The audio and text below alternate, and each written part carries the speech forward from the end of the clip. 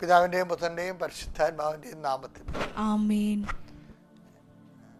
എല്ലാവർക്കും നല്ല സുപ്രഭാതം. നമ്മൾ ഈ ദിവസം കർത്താവിൻ്റെ കൂടെ പങ്കിട്ട് വാങ്ങിക്കുകയാണ്. ഈ ദിവസത്തിന് അവകാശം മോഹരിയാകാൻ ദൈവം നമ്മൾ അനുഭവിച്ചു. ഇന്നലെ രാത്രി നമ്മുടെ കൂടെ കിടന്നുറങ്ങിയ ഒത്തിരി പേര് ഇന്ന് ഇല്ല. ഇപ്പോൾ ദിവസം എപ്പോഴും ഒരു ദാനമാണെന്ന് ഓർക്കണം. കർത്താവിന് വേണ്ടി ജീവിക്കാൻ ഒരു അവസരം കൂടിയാണ്. ഇത് നിങ്ങൾക്ക് സാക്ഷ്യം വഹിക്കാനുള്ള അവസരമായിരിക്കും എന്നുള്ളതാണ് ഇന്നത്തെ സന്ദേശം. ഓക്കെ.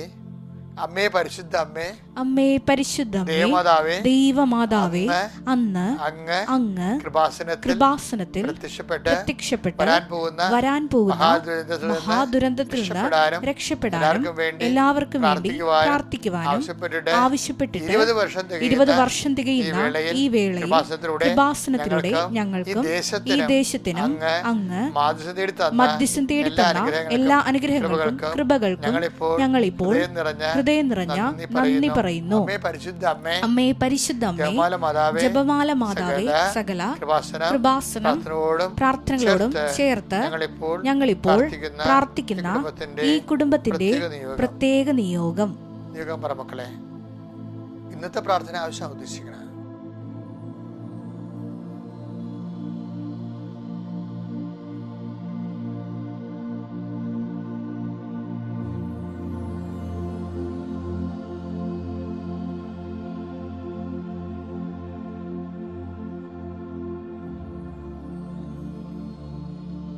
അമ്മയുടെ പ്രത്യക്ഷീകരണത്തിന്റെ ഈ ദ്വാദശക വേളയിൽ ഞങ്ങൾക്ക് സാധിച്ചു തരുവാൻ കനിയണമേ. വിശ്വാസ പ്രമാണം. സർവശക്തനായ പിതാവും ആകാശത്തിന്റെയും ഭൂമിയുടെയും സൃഷ്ടാവുമായ ദൈവത്തിൽ ഞാൻ വിശ്വസിക്കുന്നു. അവിടുത്തെ ഏകപുത്രനും ഞങ്ങളുടെ കർത്താവുമായ ഈശോമിശിഹായിലും ഞാൻ വിശ്വസിക്കുന്നു. ഈ പുത്രൻ പരിശുദ്ധാത്മാവിനാൽ ഗർഭസ്ഥനായി കന്യകാമറിയത്തിൽ നിന്ന് പിറന്ന് പൊന്തിയോസ് പീലാത്തോസിന്റെ കാലത്ത് പീഡകൾ സഹിച്ച് കുരിശിൽ തറയ്ക്കപ്പെട്ട് മരിച്ച് അടക്കപ്പെട്ട് പാതാളങ്ങളിൽ ഇറങ്ങി മരിച്ചവരുടെ ഇടയിൽ നിന്ന് 3-ാം നാൾ ഉയർത്ത് സ്വർഗത്തിലേക്ക് എഴുന്നള്ളി സർവശക്തിയുള്ള പിതാവായ ദൈവത്തിന്റെ വലതുഭാഗത്തിരിക്കുന്നു. അവിടെ നിന്ന് ജീവിക്കുന്നവരെയും മരിച്ചവരെയും വിധിക്കുവാൻ വരുമെന്നും ഞാൻ വിശ്വസിക്കുന്നു. പരിശുദ്ധാത്മാവിലും ഞാൻ വിശ്വസിക്കുന്നു. വിശുദ്ധ കത്തോലിക്കാ സഭയിലും പുണ്യവാന്മാരുടെ ഐക്യത്തിലും പാപങ്ങളുടെ മോചനത്തിലും ശരീരത്തിന്റെ ഉയർപ്പിലും നിത്യമായ ജീവിതത്തിലും ഞാൻ വിശ്വസിക്കുന്നു. ആമേൻ. സ്വർഗ്ഗസ്ഥനായ ഞങ്ങളുടെ പിതാവേ, അങ്ങയുടെ നാമം പൂജിതമാകണമേ. അങ്ങയുടെ രാജ്യം വരണമേ. അങ്ങയുടെ തിരുമനസ് സ്വർഗത്തിലെ പോലെ ഭൂമിയിലുമാകണമേ. അന്നു വേണ്ടുന്ന ആഹാരം ഇന്ന് ഞങ്ങൾക്ക് തരണമേ. ഞങ്ങളോട് തെറ്റ് ചെയ്യുന്നവരോട് ഞങ്ങൾ ക്ഷമിക്കുന്നത് പോലെ ഞങ്ങളുടെ തെറ്റുകൾ ഞങ്ങളോടും ക്ഷമിക്കണമേ. ഞങ്ങളെ പ്രലോഭനത്തിൽ ഉൾപ്പെടുത്തരുതേ, തിന്മയിൽ ഞങ്ങൾ രക്ഷിക്കണമേ. ആമേൻ. നന്മ നിറഞ്ഞ മറിയമേ, സ്വസ്തി. കർത്താവ് അങ്ങയുടെ കൂടെ സ്ത്രീകളിൽ അങ്ങ് അനുഗ്രഹിക്കപ്പെട്ടവളാകുന്നു. അങ്ങയുടെ ഉദരത്തിൻ ഫലമായി ഈശോ അനുഗ്രഹിക്കപ്പെട്ടവനാകുന്നു. പരിശുദ്ധ മറിയമേ, തമ്പുരാന്റെ അമ്മേ, പാപികളായ ഞങ്ങൾക്ക് വേണ്ടി ഇപ്പോഴും ഞങ്ങളുടെ മരണസമയത്തും തമ്പുരാനോട് അപേക്ഷിക്കണമേ. ആമേൻ. ഫീഡിംഗ് പേരിലേക്ക് വരികയാണ്. കർത്താവിന്റെ തിരുസന്നിധിയിലേക്ക് ഇത് മുഴുവനായിട്ട് സമർപ്പിക്കുകയാണ്. നമ്മുടെ ജീവിതത്തെ ദിവസം കർത്താവിന്റെ ഉന്നതമായ നാമത്തിന് സ്തോത്രം ചെയ്യുന്നു. കർത്താവിന്റെ വിശുദ്ധ പൗരോഹിത്യത്തെ മഹത്വപ്പെടുത്തണമേ. കർത്താവ് സഭയിലുള്ള സാന്നിധ്യം പ്രകടമാക്കണമേ. കർത്താവിന്റെ നാമത്തില് ശരണപ്പെടുന്ന എല്ലാ മക്കളെയും നീ പ്രത്യേകമായി സന്ധിക്കണമെന്ന് പ്രാർത്ഥിക്കുന്നു. ഈശോ സ്വന്തം ജീവിതത്തിൻ്റെ പാരാഭാരത്തില് തുഴഞ്ഞ് കൈ രണ്ടും തളർന്ന് ആരും സഹായത്തിനില്ലെന്ന് അന്താളിപ്പോടെ നോക്കുന്ന അനേകം മക്കൾ ഇന്ന് ഉണർന്നിട്ടുണ്ട്. ഈശോയെ, അവരെ സന്ധിക്കാൻ വേണ്ടിയാണ് ഈ പ്രാർത്ഥനകൾ നടത്തുന്നത്. പ്രത്യേകിച്ച് അങ്ങനെയുള്ളവരെ ഈ പ്രാർത്ഥനയുടെ ശക്തിയാൽ സന്ധിക്കണം പ്രാർത്ഥിക്കുന്ന കർത്താവേ, ജീവിതത്തിൻ്റെ ഓരോ മനുഷ്യർക്കും ഇത് നിങ്ങൾക്ക് ആവശ്യമാണെന്ന് എൻ്റെ സ്വർഗസ്ഥനായ പിതാവ് അറിയുന്നുവെന്ന് കർത്താവേ നീ പറഞ്ഞല്ലോ. ഈശോയെ, അങ്ങയുടെ മക്കളുടെ ആവശ്യങ്ങളിൽ അങ്ങ് സത്താലുവാണ്. ഈശോ മാത്രമല്ല, പരപിതാവും സത്താലുവാണ്. അതാണ് ഞങ്ങളുടെ ഒരു ആശ്വാസം. ഈശോയെ, ഓരോ ആവശ്യങ്ങളുടെ സമ്മർദ്ദത്തിലെ സങ്കടപ്പെട്ട് ഞെരിയുന്ന മക്കളെ അവിടെ കഴിവ് കൊണ്ട് തന്നെ അവർക്ക് രക്ഷപ്പെടാൻ നിവൃത്തിയില്ലെങ്കിൽ, എൻ്റെ അമ്മയെ, പരിശുദ്ധമ്മ ദേവമാതാവേ, അവർക്ക് സ്വന്തം അമ്മയായിക്കൊണ്ട് അവരെ കൈപിടിച്ചുയർത്തണമെന്ന് പ്രാർത്ഥിക്കുന്നു.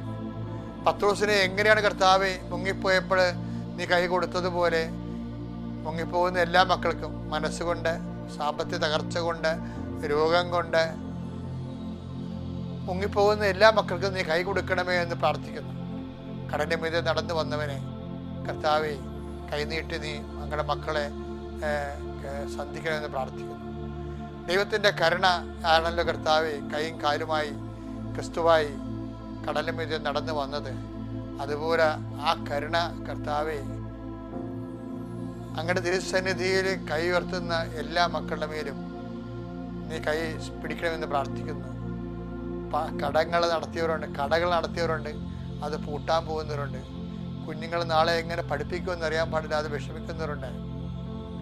ബന്ധുക്കളും സ്വന്തപ്പെട്ടവരൊക്കെ കരകയറുമ്പോഴും അവർ തിരിഞ്ഞു നോക്കാതിരിക്കുമ്പോഴും അതിൻ്റെ പേരിൽ ഒറ്റപ്പെട്ടു പോകുന്ന അവസ്ഥകളിൽ വിഷമിക്കുന്ന അനേകം മക്കളുണ്ട്. ഈശോയെ, ചുറ്റി പിടിച്ച് ജപ്തിയായി പോകുന്നവരുണ്ട്. അടക്കാൻ പറ്റാത്തതിൻ്റെ പേരിൽ ജപ്തിയായി പോകുന്നവരുണ്ട്. ചില വാടകക്കാർ കയറിയിട്ട് വാടക നിന്ന് ഇറങ്ങിപ്പോകാത്തവരുണ്ട്. അതിൻ്റെ പേരിൽ അത് കൊടുക്കാനും പറ്റുന്നില്ല, കുടുംബത്തിലെ പുതിയ ചിലവുകൾ നടത്താനും പറ്റണില്ല. അങ്ങനെ പ്രയാസപ്പെടുന്നവരുണ്ട്. വഴിയില്ലാത്തവരുണ്ട്. ഈശോ, നടന്ന് കയറാനുള്ള വഴി ഇല്ലാത്തതുകൊണ്ട് കല്യാണം നടക്കാത്തവരുണ്ട്. അങ്ങനെ പല പല വിഷമതകൾ കൊണ്ട് കർത്താവെ ആരോടും പറയാതെ പറഞ്ഞിട്ട് എന്ത് കാര്യമെന്ന് ഓർത്തിട്ട് ഇങ്ങനെയുള്ള കാര്യങ്ങളൊക്കെ സ്വയമായിട്ട് തൊണ്ടേ പഴുത്ത പോലെ വിഴുങ്ങിത്തെറിക്കരുത് മനുഷ്യൻ. പക്ഷേ ഇന്ന് ഉടമ്പടി എല്ലാത്തിനും സമാധാനം മാതാവ് അതിലൂടെ പറയുന്ന കാരണം ആ വിശ്വാസത്തിൽ ഉടമ്പടി എടുത്തിരിക്കുന്ന എല്ലാ മക്കൾക്കും അവരെന്താണ് എഴുതി വെച്ചിരിക്കുന്നത് അതിൻ്റെ മേൽ ദൈവഹിതമാണെങ്കിലും ആ ദൈവമേ ആ വിഷയത്തിലും ഇടപെടണമെന്ന് പ്രാർത്ഥിക്കുന്നു. ഇന്ന് ഇടപെടണമെന്ന് പ്രാർത്ഥിക്കുന്നു. കർത്താവെ, സാക്ഷ്യം പറയാൻ മക്കൾക്ക് സാധിക്കുന്ന വിധത്തിലുള്ള അടയാളങ്ങൾ നൽകി അവരെ അനുഗ്രഹിക്കണം പ്രാർത്ഥിക്കുന്നു. രോഗങ്ങൾ കർത്താവ്, വിദേശ മക്കൾ ജോലിക്ക് അവർ പഠിക്കാൻ പോയി, കുടുംബത്തെ 10-40 വർഷം കടമായി, പക്ഷെ അവർക്ക് അവിടെ പഠിക്കുന്ന സ്ഥലത്ത് ജോലി കിട്ടണില്ല, അവർ തിരിച്ചു പോരേണ്ടി വരുന്ന അവസ്ഥയിൽ എന്ത് ചെയ്യും ദൈവമേ? അതിവിടെ അവർ ജീവിച്ചതിനേക്കാൾ കഷ്ടമായ ഒരു സാഹചര്യത്തിലേക്ക് അവർ പോയിക്കൊണ്ടിരിക്കുന്നു. അങ്ങനെയുള്ളവരെ ഇന്ന് നീ സന്ധിക്കണം പ്രാർത്ഥിക്കുന്നു. ഇത് ഇന്നത്തെ പ്രാർത്ഥന, ഇന്നത്തെ നിയോഗമാണ് കർത്താവ്. ഇങ്ങനെ ഓരോ വിഷയങ്ങൾ കുടുംബത്തിൻ്റെ മെയിൻ്റെനൻസ് നടക്കാത്ത കാരണം ക്ഷുദ്രജീവികൾ കയറി പലതരത്തിലുള്ള പഴുതാരകളും പലതരത്തിലുള്ള ജീവികളൊക്കെ കയറി ഉറങ്ങാൻ പോലും പറ്റാത്ത ആൾക്കാരുണ്ട്. ഈശോയെ, അവരെ അതെല്ലാം കൊണ്ട് സഹിച്ച് ആര് സഹിക്കും, ആര് രക്ഷപ്പെടുത്തും എന്നൊക്കെ വിചാരിച്ചുകൊണ്ട് മനസ്സ് നിരവിച്ച് അങ്ങനെ ജീവിക്കുന്നവരുണ്ട്. ഇങ്ങനെ എല്ലാ മക്കളെയും ഈ പ്രാർത്ഥനയിൽ ഞങ്ങൾ ഓർക്കുന്ന നിർത്താവേ, അവരെല്ലാം സന്ധികളെ പ്രാർത്ഥിക്കുന്നു. ഗർഭിണികളെ അമ്മ കാണിച്ചു തരുന്നുണ്ട്. ഈ സമയത്ത് അവർക്ക് വേണ്ടി പ്രാർത്ഥിക്കാൻ ആവശ്യപ്പെടുന്നുണ്ട്. പക്ഷേ പ്രായമായിട്ട് ഗർഭിണികളായവരെ കാണിച്ചു തരുന്നുണ്ട്. കുറച്ച് അങ്ങോട്ട് പ്രായമായിട്ട് ഗർഭിണികളുടെ ഗർഭത്തിൻ്റെ പ്രോബ്ലം ഉള്ളവരെ കാണിച്ചു തരുന്നുണ്ട്. അതിനെല്ലാം ഇപ്പോഴും വലത് കരത്തെ സ്പർശിക്കണ പ്രാർത്ഥിക്കുന്നു.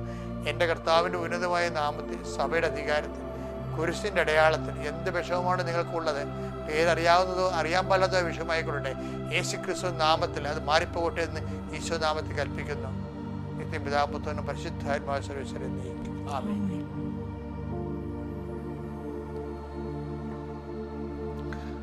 ഓക്കെ, എൻ്റെ പ്രിയപ്പെട്ടവരെ, നമ്മൾ ഇന്ന് വായിക്കുന്ന സുവിശേഷം ഡിസംബർ 4-ാം തീയതി ബുധനാഴ്ചയാണ്. വിശുദ്ധ ലൂക്കായുടെ സുവിശേഷം 21:13, നടപടി പുസ്തകത്തിലെ 1:8.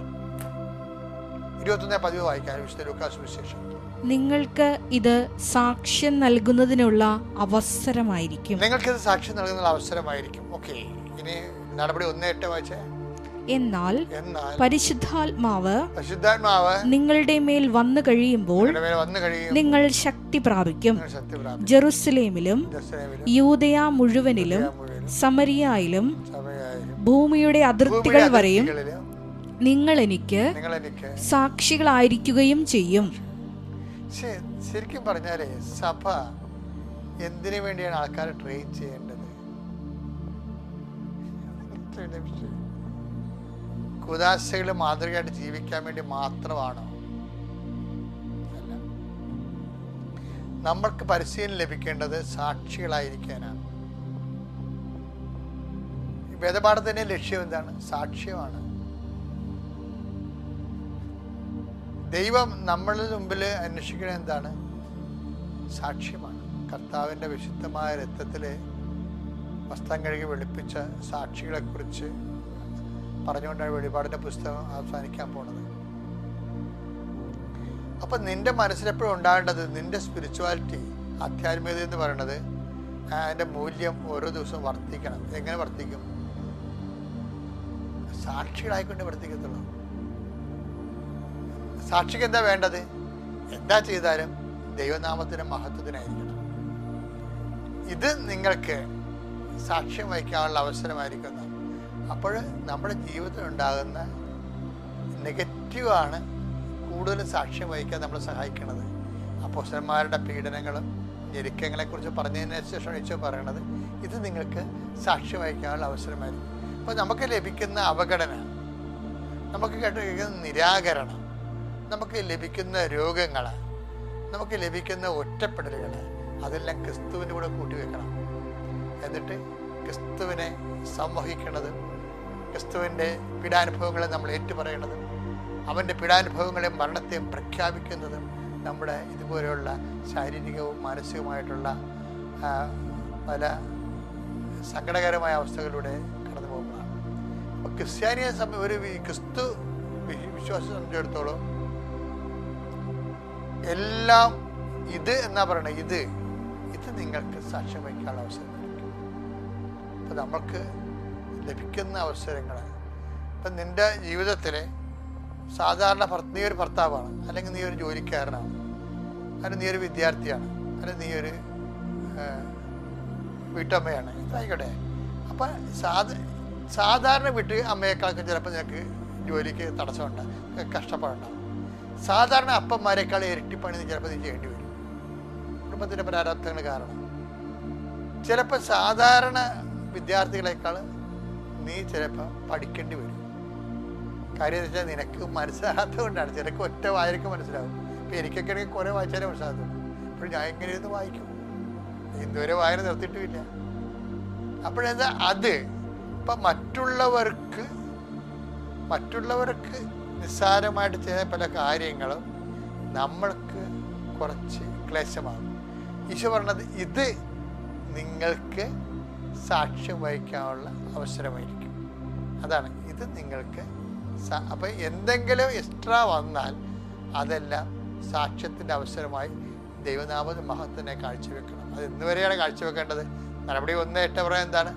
ഭൂമിയുടെ അതിർത്തികൾ വരെ. ഭൂമിയുടെ അതിർത്തി എന്ന് പറഞ്ഞാൽ എന്താ?